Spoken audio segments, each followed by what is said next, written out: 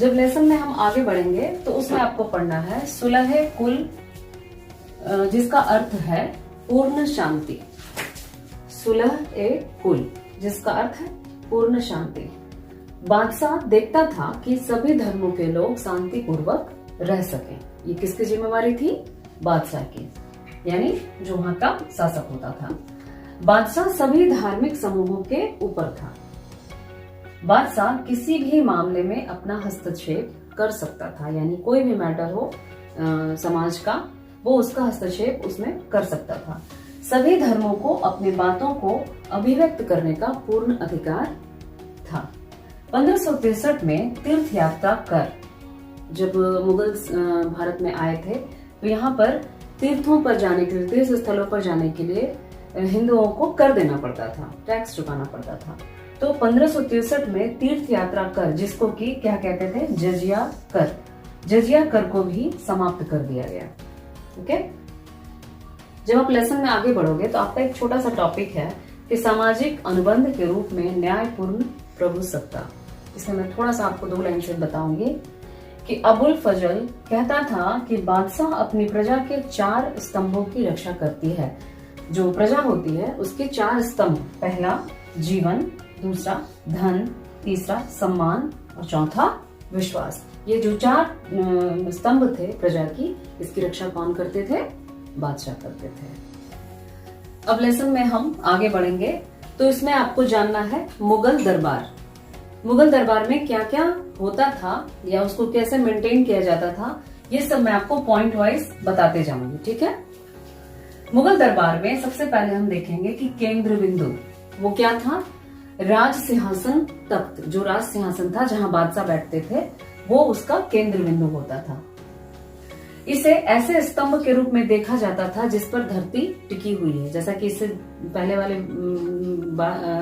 Topic में मैंने बताया था कि कैसे जो बादशाह का जो मानते थे कि बादशाह जो है उसमें दैवी शक्ति होती है, तो उसी के हिसाब से इसे जो राज सिंहासन था जिस पर बादशाह बैठते थे, उसे स्तंभ के रूप में देखा जाता था जिस पर धरती टिकी हुई है।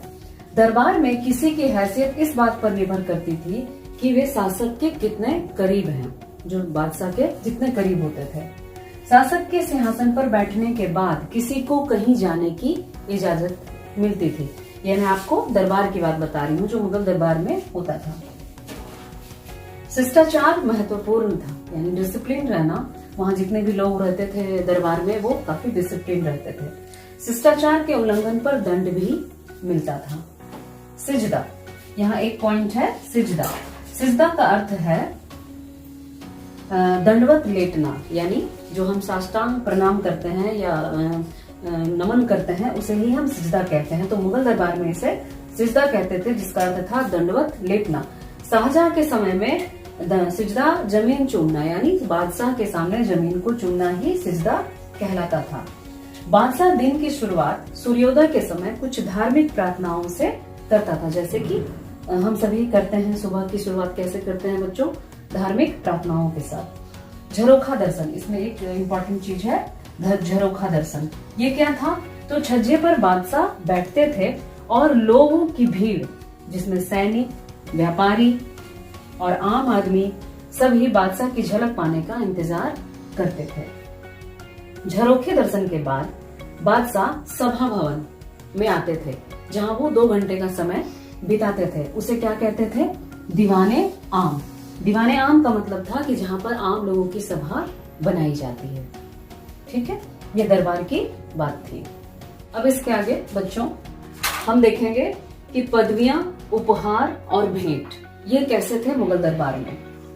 तो राज्याभिषेक तथा विजय के बाद मुगल बादशाह विशाल पदवियां ग्रहण करते थे। जैसे किसी विजय को प्राप्त करते थे या किसी यात्रा के बाद, राज्याभिषेक के बाद वे एक पदवी को ग्रहण करते थे। जब पदवियों की घोषणा होती थी तो दरबारियों में खुशी का माहौल छा जाता था। मुगल सिक्कों पर, जितने भी मुगल सिक्के बनाए जाते थे उस पर भी पदवियां उकेरी जाती थी। जितनी भी पदवियां मिली होती थी वो मुगल सिक्कों पर उकेरी जाती थी। दरबार में किसी व्यक्ति की उन्नति उसके पदवियों पर ही निर्भर करती थी। आसफ खां यहाँ एक मैं इम्पोर्टेंट चीज आपको बता रही हूँ कि आसफ खां पदवी मंत्रियों को दी जाने वाली पदवी थी। यानी ये एक पदवी का नाम है आसफ खां, जो मंत्रियों को, जो दरबार में रहने वाले मंत्री थे, जो उपस्थित रहते थे, उनको ये पदवी दी जाती थी। इसमें क्या था कि इन्हें 1 लाख रुपए इनाम के तौर पे भी दिया जाता था। ठीक है, इसके बाद हमें पढ़ना है शाही परिवार। शाही परिवार, उसका जो स्ट्रक्चर था वो कैसा था। इसमें सबसे इंपॉर्टेंट चीज है हरम। हरम जो है वो मुगलों की घरेलू दुनिया, जो उनकी पारिवारिक जो दुनिया होती थी, उसके बारे में बताया गया है। इसे एक पवित्र स्थान, हरम का अर्थ होता है एक पवित्र स्थान, क्योंकि वो उनका घरेलू जीवन होता था, इसीलिए। यह एक फारसी शब्द है। हरम जो है एक फारसी शब्द है। मुगलों में बहु विवाह प्रथा थी। इसमें बहुत सारे, एक से ज्यादा विवाह किया जाता था।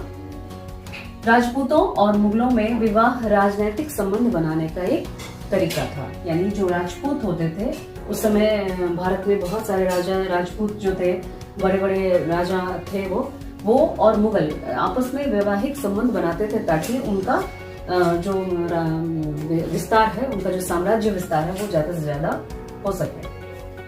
शाही परिवार की स्त्रियां, इन्हें बेगम कहा जाता था, और जो कुलीन परिवार होती थी उनकी औरतों को अगाहा। ये जो दोनों थी स्त्रियां, इन्हें स्त्री मतलब महिलाओं की मुख्य भूमिका में रखा जाता था। और सबसे निम्न स्तर की स्थिति जो थी वो अगाचा, ये जो थी अगाचा, इन्हें रखैल कहा जाता था। और इनमें ये बहुत सामाजिक अंतर था। मतलब समाज में इन स्त्रियों का, बेगम और अगाहा, इनका अलग महत्व था। और अगाचा जो निम्न स्तर की स्थिति होती थी इन स्त्रियों की, इन्हें रखैल कहा जाता था। इनमें डिफरेंस रखा जाता था। इन सभी को नगद मासिक भत्ता और उपहार मिलते थे। मुगल परिवार में अनेक महिलाएं और पुरुष गुलाम होते थे।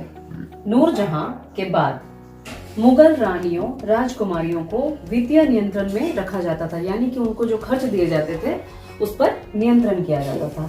इसमें सबसे इम्पोर्टेंट चीज आपको जानना है कि गुलबदन बेगम ने हुमायूं नामा, यानी हुमायूं नामा जो था वो किसने लिखा था? गुलबदन बेगम ने।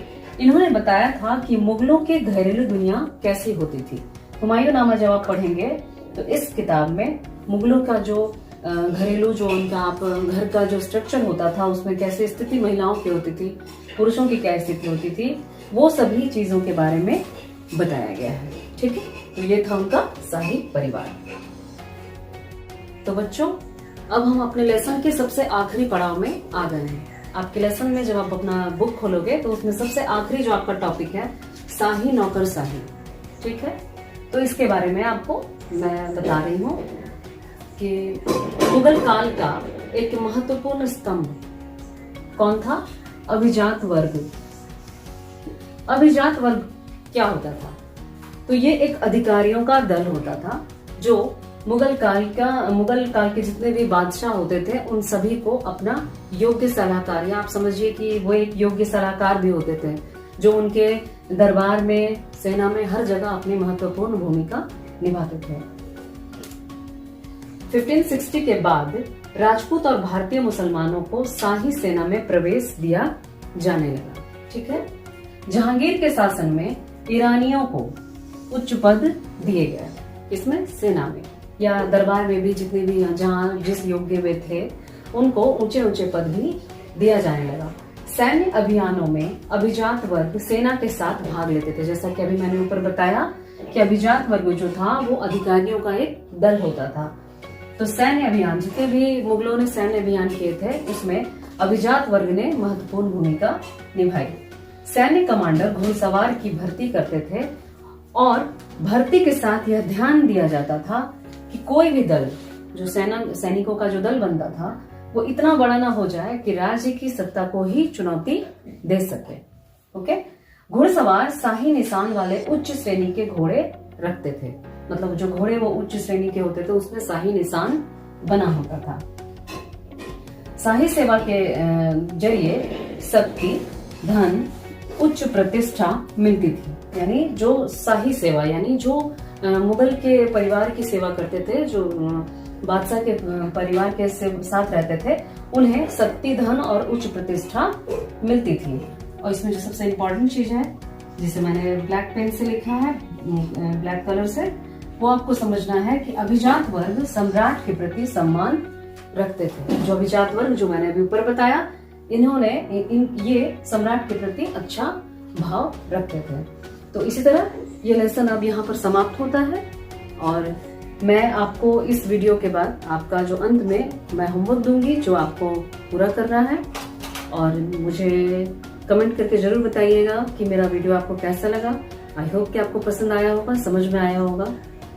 तो इसी के साथ सभी शुभकामनाओं के साथ थैंक यू।